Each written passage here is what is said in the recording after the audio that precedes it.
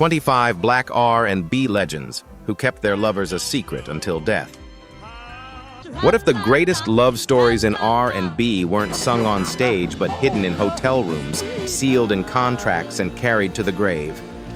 Tonight we're uncovering 25 Black R&B legends whose most personal relationships stayed out of public view until death made the truth harder to control. Some were hidden to protect careers, some were buried by fear, stigma, and industry power, and some only surfaced through biographies, court records, and the people left behind.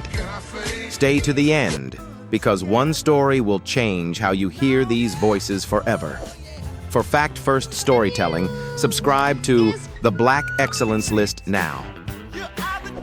Bessie Smith. Bessie Smith wasn't simply a star of the 1920s, she was a force.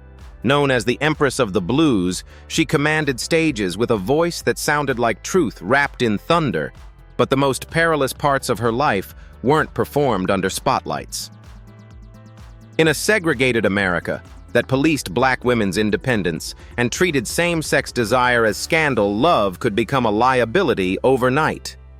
Publicly, Bessie married Jack G. in 1923, a relationship biographers often describe as volatile and turbulent. Yet historians have also documented that Bessie had romantic relationships with women, including women within her performance circles, connections that couldn't be safely named in public without risking violence, blackmail, or professional erasure. Do we call it secret when it's hidden by choice, or when society makes telling the truth too expensive? That question explains why so much of Bessie's private world stayed buried. The people closest to her may have known, but the wider public wasn't allowed to. Even after her death, her story was repeatedly reshaped, sometimes mythologized, because America preferred legends to complicated humanity. Bessie died after a car crash in 1937, and much of what later audiences learned about her intimate life emerged through biographies and historical scholarship published long after she was gone, when the consequences of honesty could no longer touch her career, only her legacy. Sammy Davis Jr. Sammy Davis Jr. spent his life performing on two stages. In public, he was the Rat Pack's electric multi-talent singer, dancer, actor, smiling through an America that still punished black success. In private, his romantic life had to be tightly managed because certain relationships weren't just controversial, they were dangerous. The clearest example was his widely reported relationship with white actress Kim Novak in the late 1950s. Accounts describe intense backlash and pressure from powerful forces in Hollywood, showing how interracial love could trigger threats that went far beyond gossip. Soon after, Davis entered a brief marriage with dancer Lorraine White in 1958, often framed as a protective move amid industry fear. Then came the relationship that made headlines worldwide, his marriage to Swedish actress May Britt in 1960. During an era when interracial marriage was still illegal in many U.S. states and socially explosive even where it wasn't. They had one daughter and adopted children, but constant hostility and career pressure helped fracture the union, leading to divorce in 1968. When the world punishes a relationship, is it still a secret or a survival strategy? Sammy's story fits the title because the hidden part wasn't only romance. It was the risk, the control, and the reality that some love had to stay in shadows to keep a career alive. Leverne Baker. Leverne Baker was a 1950s R&B powerhouse, sharp, playful, and strong enough to break through an industry that boxed black women into narrow roles. Born Dolores Evans, she scored major success with hits like Tweedly Dee and Jim Dandy. But behind the public image, she guarded her private life with extreme care, because in that era, a woman's reputation could decide her bookings, her label support, and her survival. Her relationships were never just personal. She married Eugene Williams in 1948, later divorced, then married comedian Slappy White in 1959, which placed her even closer to industry scrutiny. Yet the most dramatic example of kept hidden wasn't a tabloid romance, it was how thoroughly she vanished from public view. After her divorce from White in 1969, Baker joined a USO tour, became seriously ill with bronchial pneumonia after traveling in Vietnam, and ended up in the Philippines. There, she took a job at a U.S. Marine club at Subic Bay and lived away from the spotlight for about 22 years. Reports even note that a husband at the time believed she had died and divorced her in 1969, showing how completely her personal life disappeared. When fame demands a perfect image, is secrecy a choice, or the only way to stay safe? Only later did she re-emerge, earning honors like her 1991 Rock and Roll Hall of Fame induction. Sam Cooke. Sam Cooke was the kind of star America wanted to believe in: smooth voice, movie star charm, and classics like You Send Me and A Change Is Gonna Come. But behind the polished image, much of his romantic life stayed tightly controlled, because scandal in that era could kill radio play touring money and a clean reputation overnight. The result: love stories discussed in fragments, not headlines, then pieced together more fully only after he was gone. What's documented is clear. Cooke married twice, first to singer-dancer Dolores Dee Dee Mohawk Milligan, divorcing in 1958, then to Barbara Campbell later that same year. He also fathered children outside marriage and was linked to at least one reported out-of-court settlement details that complicated the perfect gentleman image fans were sold. If a superstar's image is part of the product who benefits when the messy parts are kept invisible, Cooke's death is where privacy and legend collided. In the early hours of December 11, 1964, he was shot and killed at the Hacienda Motel in Los Angeles by manager Bertha Franklin. Authorities ruled it justifiable homicide, yet doubts and debate have followed the case for decades. After his death, biographers and records, especially Daniel Wolfe's 1995 book, helped reveal how much of Cooke's real romantic world remained hidden in life. Ray Charles. Ray Charles didn't just survive blindness, he reshaped American music and became the genius. But the legend also depended on strict control of what fans were allowed to know off stage. On the surface, his life looked steady. Ray married Della Beatrice Howard Robinson on April 5, 1955, and the marriage lasted until she filed for divorce in 1977. Yet biographies describe a parallel reality that stayed out of the public narrative for years: long-running relationships outside the marriage, often tied to the touring world where privacy could be managed in hotel rooms and backstage corridors. The most frequently cited example involves Margie Hendricks, one of the original Raylettes, described as a multi-year affair that produced a son, Charles Wayne Hendricks, born October 1, 1959. Biographical profiles also list another relationship with Mae Mosley. Lyle's also linked to the Raylettes, resulting in a daughter, Rainey, born in 1961. Taken together, these accounts state that Ray fathered 12 children across different relationships, details that many fans only fully confronted in retrospect. When the world crowns someone a genius, do we demand perfection or just silence about everything messy? That's the core of the title. Ray's lovers were not part of his official story while he was alive. After his death on June 10, 2004, biographies and family histories filled in what fame had kept hidden. Nina Simone. Nina Simone kept parts of her love life quiet, not because she lacked courage, but because honesty was dangerous. She married New York police detective Andrew Stroud in 1961. He later became her manager, and their daughter, Lisa, was born in 1962. Accounts of their relationship describe control and violence, an environment where romance, fear, and career power blurred together, making privacy a form of self-protection. The secret until later element becomes sharper in what Simone could not safely define in public. The National Museum of African American History and Culture notes that although she was not openly bisexual, she wrote in her diary about attraction to both genders, and reports have long suggested she had relationships with women, topics that remained largely unspoken while she was alive. When society makes certain love dangerous, is a secret really a choice or a survival tactic? Her later years carried another hidden thread. After leaving the U.S., During a turbulent period, Simone lived in Barbados, and accounts drawing from her autobiography report that she claimed an affair with Barbados Prime Minister Errol Barrow, a relationship not presented as part of her public story at the time. Simone died in 2003, but diaries, biographies, and retrospectives later filled in the private details that fame and fear had kept in shadow. Jackie Wilson. Jackie Wilson sold Mr. Excitement to the public, so his private life had to be managed like a product. In an era when black entertainers were expected to look respectable to keep bookings, his romances became liabilities, kept quiet, reframed, or denied until the truth surfaced later through biographies and historical accounts. Wilson married his pregnant high school sweetheart Frida Hood in 1951. They had 4 children and divorced in 1965, with biographical summaries linking the breakdown to his repeated affairs. Detroit historical profiles note that extramarital relationships, including with Harleen Harris and Juanita Jones, sat at the center of the turmoil.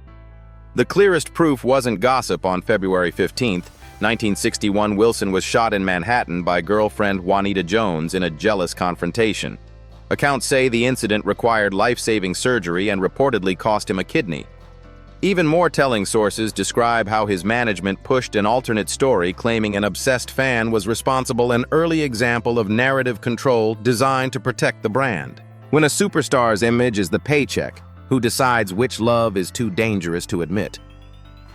By the time Wilson collapsed on stage in 1975, parts of his personal life were still tangled and disputed, proof that for Jackie, secret lovers weren't just romance. They were risk, reputation, and survival.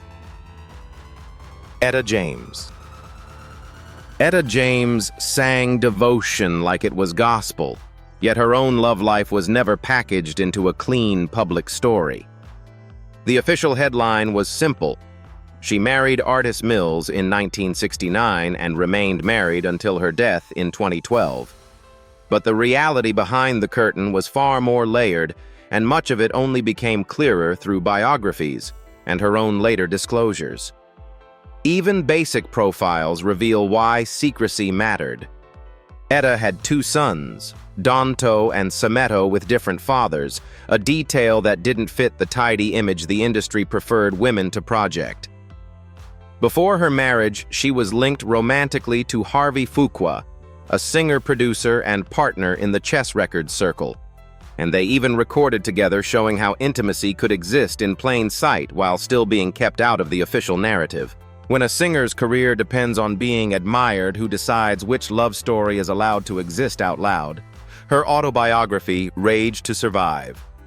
1995 reinforces the theme. Etta described a life shaped by addiction, legal trouble, and relationships that often carried risk rather than romance.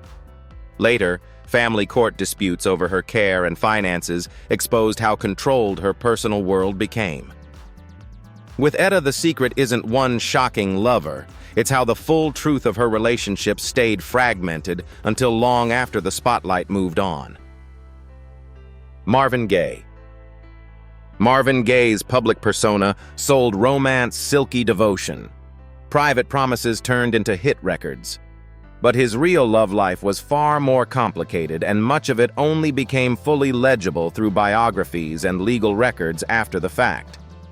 He married Anna Gordy on June 8, 1963, tying his personal world directly to Motown's inner circle. As the marriage collapsed in the 1970s, the separation turned into a long, punishing divorce, with financial consequences that spilled into his art. Accounts of the settlement describe Marvin paying Anna $305,000 from an advance and committing $295,000 in future royalties terms that helped shape the painfully revealing album, Hear My Dear. In the middle of that breakdown, Marvin began a relationship with Janice Hunter. Biographies place their meeting in March 1973, when she was 17. Their family life started before the public narrative caught up. Daughter Nona Aisha was born September 4, 1974, and son Frankie Christian on November 16, 1975. Marvin's divorce finalized in 1977. He married Janice that year, then separated in 1979 and divorced in 1982. When love is tangled in fame and power, can the truth ever come out safely in real time? Marvin died on April 1st, 1984, and only afterward did many people connect the full timeline, how private relationship secrecy and consequences shaped the legend. Eddie Kendricks. Eddie Kendricks' falsetto sold romance so convincingly that Motown treated his private life like part of the merchandise. A heartthrob couldn't just sound like everyone's dream, he had to look uncomplicated too. That's why so many relationships around Eddie stayed quiet, softened, or pushed out of view until later accounts began filling in what fans never saw in real time. On paper, he tried stability. Kendricks married Patricia Kendrick and they had a son. But the marriage ended in divorce in 1975, and the aftermath stayed unresolved long enough to surface publicly years later. A UPI report dated June 11, 1991, noted that Eddie's divorce terms included a $25,000 payment and ongoing child support obligations, a rare concrete glimpse into how messy the offstage reality could get long after the perfect image was sold. When a man is marketed as everyone's dream, how much truth is he allowed to live out loud?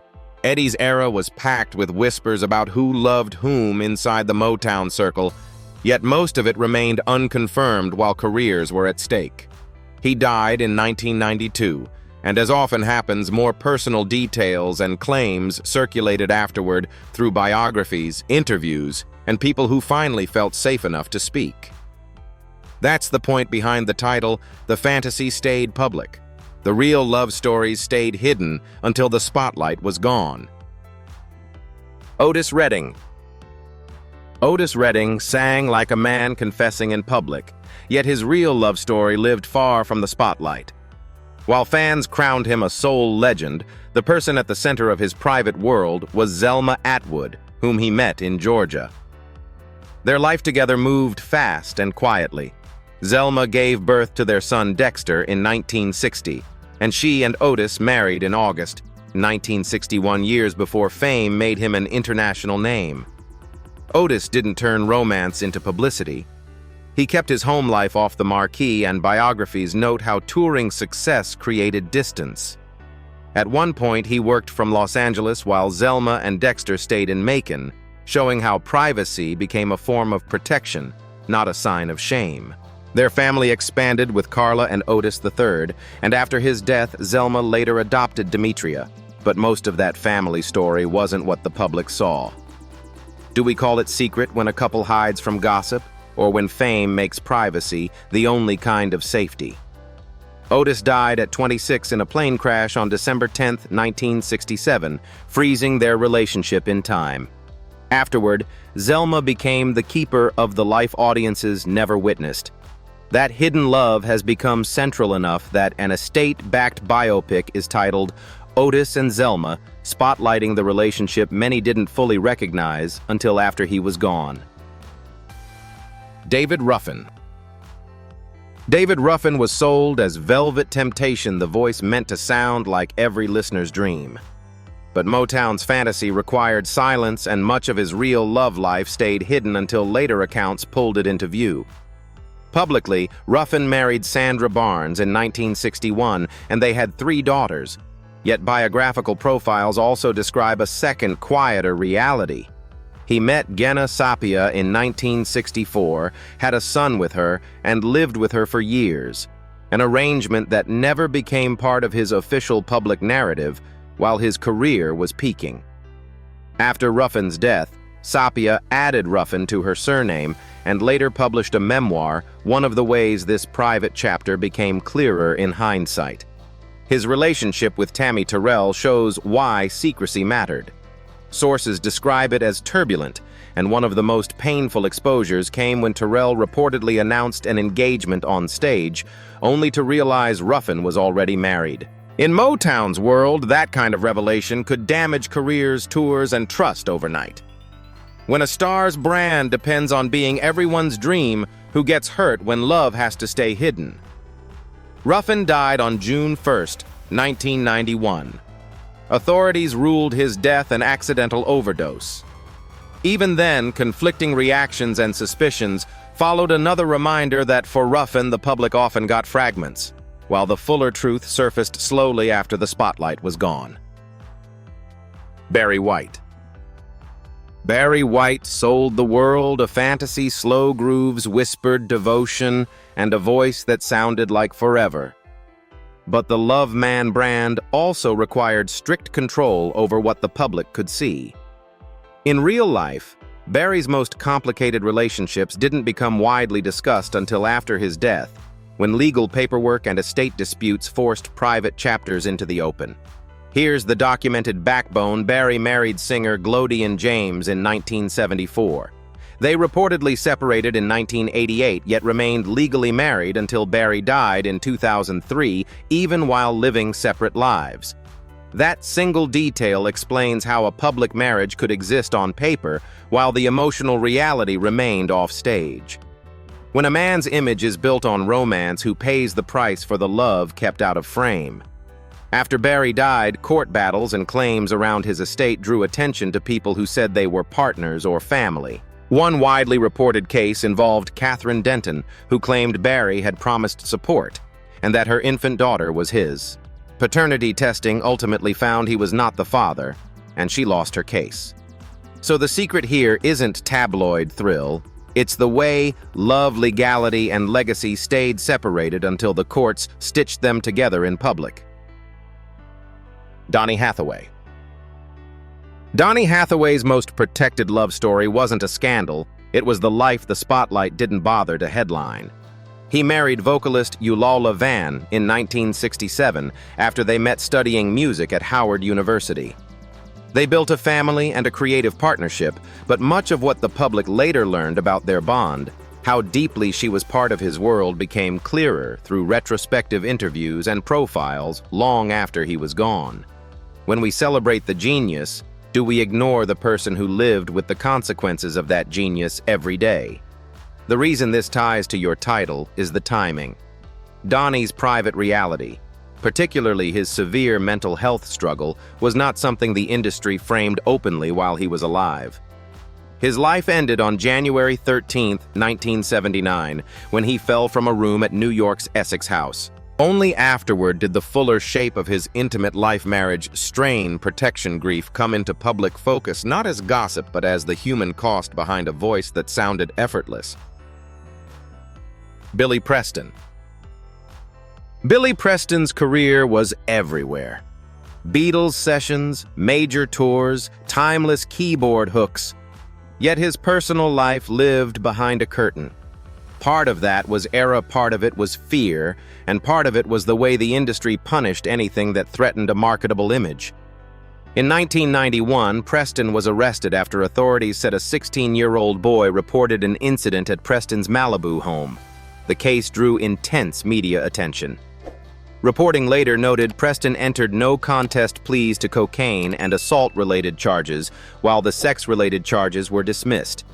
When the public only learns pieces through headlines and court records, do we ever get the real love story?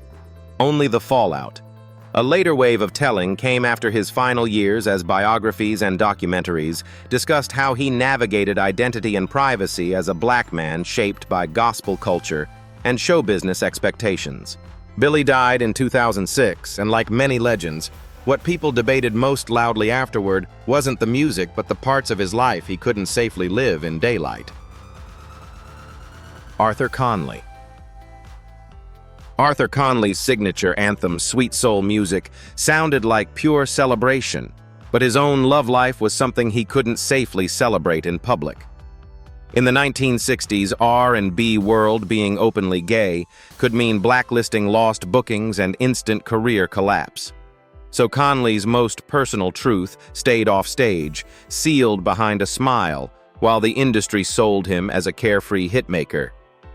What makes his story hit your title is the way he chose secrecy as strategy, then chose distance as escape. By the mid-1970s, Conley left the US and moved to Europe, eventually settling in the Netherlands. There, he didn't just change scenery, he changed identity, legally adopting the name Lee Roberts. It wasn't a gimmick. It was a reset, a way to step out of the American spotlight and its rules about who a black male star was allowed to love. If a person has to rename himself to live honestly, what does that say about the world he left behind? Conley died in 2003, and only afterward did broader accounts more openly discuss the role that hidden sexuality and fear may have played in his disappearance from U.S. pop culture. His secret lover story isn't famous because of a scandalous name. It's famous because the secret was so heavy it helped push him to abandon the life he'd built. That's the haunting twist. He made music that sounded like freedom, but had to cross an ocean and become someone else to find it. Minnie Riperton. Minnie married songwriter-producer Richard Rudolph in 1970. The public saw a gifted singer with a perfect sound, but they didn't see how tightly Minnie protected her real-life home motherhood and the small, private world where her music was actually born. Even Lovin' You, widely heard as a romantic anthem, began as something more intimate, a lullaby shaped inside her family space, not a publicity narrative. If the world only hears the song, do we ever notice the love that existed behind the closed door that created it? Then the final layer of secrecy arrived. Not a scandal, but a shield. Minnie's breast cancer battle and the toll it took were not something she turned into spectacle.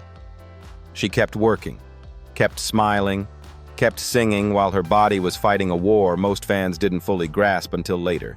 She died in 1979, just 31 years old, and only afterward did many listeners rehear her catalog differently, less like glamorous romance, more like a woman preserving what mattered most while time was running out. So Minnie's chapter fits the title in a sober way, not a hidden affair, but a love life kept private until death, where the world discovered the real story too late through the echoes she left behind.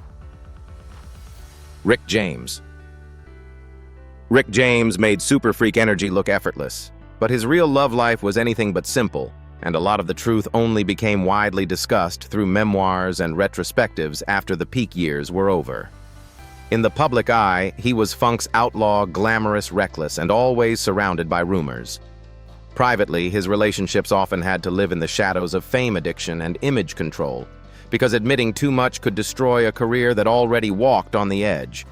Biographical accounts note he dated actress Linda Blair from 1982 to 1984, a relationship he later wrote about with real emotion, including the heartbreak of a pregnancy that ended and the way it haunted him afterward. Then, near the end of the 1980s, he began a long, turbulent romance with Tanya Hijazi.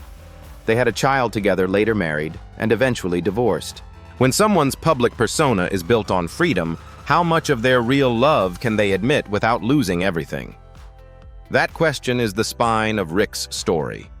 His bond with Tina Marie also became part of the legend, deep, intense, and often discussed more openly after the fact than during the years it was unfolding.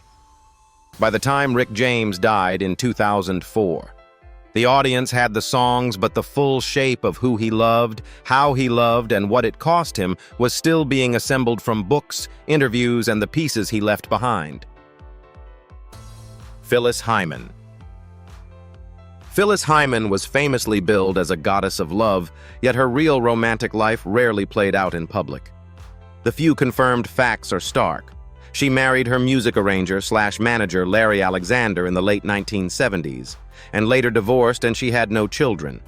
After that breakup, accounts of her life repeatedly describe a pattern that fits your title. Relationships that existed, mattered, and still stayed mostly off-record because her career depended on a polished image while her private world was fragile. A major reason this story hits harder after her death is that many details about her intimacy weren't widely discussed until later biographies and retrospectives. An authorized biography released in 2007 is often cited as a source that addressed personal relationships more directly than the public narrative ever did while she was alive. And even recent coverage emphasizes how, after her divorce, she struggled with loneliness and the feeling that career demands left little room for love. When someone's music is built on romance, do we assume they're loved? Or do we ignore how alone they might be? Phyllis died in 1995, and only afterward did the conversation widen, turning her love songs into something more haunting evidence of feelings she could perform but not always safely live out loud. Teddy Pendergrass. Teddy Pendergrass sold intimacy so convincingly that fans thought they knew his heart, but the most serious parts of his romantic life were often kept behind locked doors, protected from headlines, until later accounts forced them into view. One of the most haunting examples involves Taz Maya Taz Lang, described in biographical summaries as his manager and girlfriend, who was shot to death in April 1977 outside her home. The murder remains unsolved, with suspicions and theories lingering for decades, meaning a relationship that shaped his life was largely reduced to whispers until long after the fact. Then came the image control era. In June 1987, Teddy married former Philadelphia dancer Karen Still, who had danced in his shows. They later divorced in 2002, a timeline that many casual fans never tracked, while the public focused on the superstar, not the man. After years of rebuilding, he met Joan Williams in 2006, proposed quickly, and married her in 2008, keeping the core of that relationship comparatively private until the end of his life. When a legend's voice becomes everyone's fantasy, who gets pushed into the shadows to protect the brand, Teddy died in 2010, and only afterward did wider audiences revisit the love stories around him through documentaries, memoirs, and the people who finally felt safe to speak in full. Luther Vandross. Luther Vandross built a career on love songs, yet he kept his own love life sealed tighter than almost any superstar of his era.